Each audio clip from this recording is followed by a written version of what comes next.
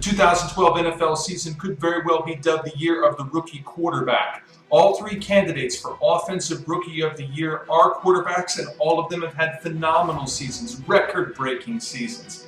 I'm Brad Wells of SB Nation, and we're going to be breaking down these candidates for Offensive Rookie of the Year. We're going to show you why each of them deserves to be a credible candidate for this award, why they aren't necessarily a credible candidate for this award. We're also going to tell you who we think is going to win the award and who we think should win the award, because it's often the case with these awards. There's one player who gets it, but there might be another player in the pool who's a bit more deserving. Three candidates for Offensive Rookie of the Year. We start with Robert Griffin III of the Washington Redskins, the #2 overall pick in the 2012 NFL Draft. The second candidate is Russell Wilson of the Seattle Seahawks. And the third candidate is Andrew Luck, the #1 overall pick in the NFL Draft of the Indianapolis Colts. So our first candidate for Offensive Rookie of the Year is Robert Griffin III of the Washington Redskins. And this is a shout out to wonderful people at hogshaven.com, SB Nation's outstanding Washington Redskins blog. Done a great job all season long covering RG3 and the Redskins. Griffin's statistics in 2012 were absolutely amazing. He completed 65.6% of his passes for 3,200 yards, 20 touchdowns, and only 5 interceptions, and an amazing quarterback rating of 102.4. Now, Griffin came very close to breaking the rookie completion percentage record that is held currently by the Steelers' Ben Roethlisberger. Roethlisberger in 2004 completed 66.44% of his passes. Now, a record that Griffin did break was Roethlisberger's quarterback rating record as a rookie. Roethlisberger in 2004 had a 98.1 quarterback rating. Griffin blew that away with 102.4 this year. Griffin also broke the record for the best touchdown to interception ratio by a rookie. In 1983, this was the previous record, some guy named Dan Marino, maybe you heard of him, he threw 20 touchdowns and 6 interceptions, so Griffin broke that record. Griffin also had 815 yards rushing the football, and he led the Redskins to a +4 win improvement over last year in games that he started and finished this year. He helped them win the NFC East Division after they started the year 3-6. He helped them win 7 games in a row to eventually win that division. They will host a playoff game. That is remarkable. Our second candidate is Russell Wilson of the Seahawks, and the great people at fieldgulls.com have done a great job covering Wilson and the Seahawks all season long. Wilson had some great statistics in 2012 as well. He completed 64.1% of his passes for 3,118 yards. He had 26 touchdowns, 10 interceptions, 4 rushing touchdowns, and a quarterback rating of 100 exactly. Now, some interesting statistics about Wilson. He tied a rather significant record. He threw 26 touchdown passes this season. That ties the record that is also held by Peyton Manning. Peyton Manning in 1998 broke a long-standing record by also throwing 26 touchdowns. Wilson also helped the Seattle Seahawks score 40 or more points in 3 of their final 4 games. One of those games was against the San Francisco 49ers, who have the #2 scoring defense in all of football. He started every game for the Seahawks this year and helped them to a +4 win improvement over last year, and he helped them make the playoffs, something they did not do in 2011.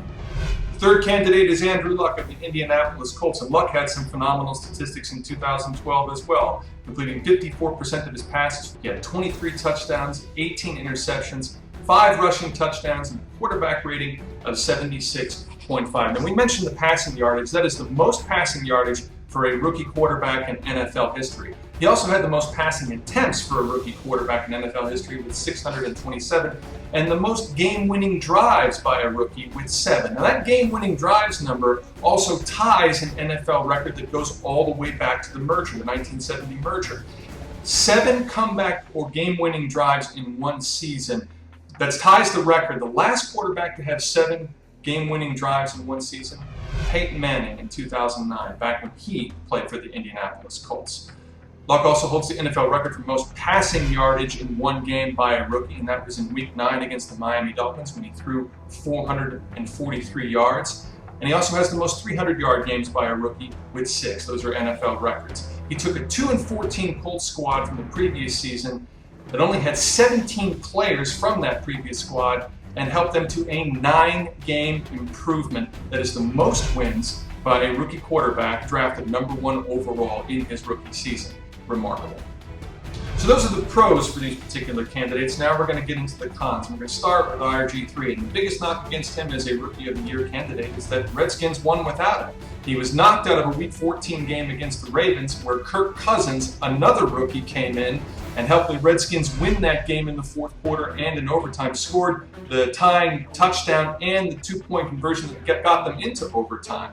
So if you consider that and the fact that Kirk Cousins started the next week against the Cleveland Browns, which was Week 15, and played very well in that game, without those two wins, the Redskins are not in the playoffs, and Robert Griffin III is not even in consideration for Rookie of the Year, because if you look at Andrew Luck and you look at Russell Wilson, they're in the playoffs. You have to give them more consideration over a rookie that didn't get his team in the playoffs. So that's a big knock. Another knock against RG3 is he had 12 fumbles on the year, only lost 2 of them. He's been chronically hurt as well. He's been knocked out of 2 games this year and didn't play in Week 15, as we said before. He suffered a concussion this year as well. It's his second in 1 year, and he had a very nasty leg injury against the Baltimore Ravens in a game that they would end up winning. He also plays in a pistol spread read option offense, which limits his attempts at throwing the football and maximizes running the ball. Robert Griffin III only has 393 attempts on the season. Now what that translates, or what that conveys to people, is that the Redskins weren't all that comfortable with him throwing the football. They were much more comfortable running the ball. If you're a quarterback and you're an offensive Rookie of the Year candidate, it stands to reason that you probably want to be a little more comfortable with that candidate throwing the ball than running it. The knocks against Russell Wilson of the Seahawks are that the Seahawks were actually a pretty good team before he even showed up. They were 7-9 in 2011, and the difference in wins that he gave them is not as significant as, say, what Robert Griffin III did for the Washington Redskins, or what Andrew Luck did for the Indianapolis Colts. Wilson, also like Robert Griffin III, works his offense out of a pistol spread offense, which limits attempts. Just like Robert Griffin III, he only has 393 attempts. However, Robert Griffin III missed games and missed significant portions of games this year. Russell Wilson started and finished every game this year and still only had 393 attempts. You also have to consider that Russell Wilson played on a better team talent-wise than both RG3 and Andrew Luck. Consider that the Seattle Seahawks have the #1 scoring defense in all of football. They only give up 15.3 points per game. If you're a rookie and you have that kind of defense that's got your back, it's going to skew your stats a little bit. Now, the knocks against Andrew Luck are statistic-based. His completion percentage is low compared to the other 2 candidates, only 54%. He threw more interceptions than they did, 18, and he had 10 fumbles, 5 were lost. He had 4 straight games this season where he completed under 50% of his passes, and he also played poorly on the road. 13 of his 18 picks came on the road, and the team was 4-4 in those games.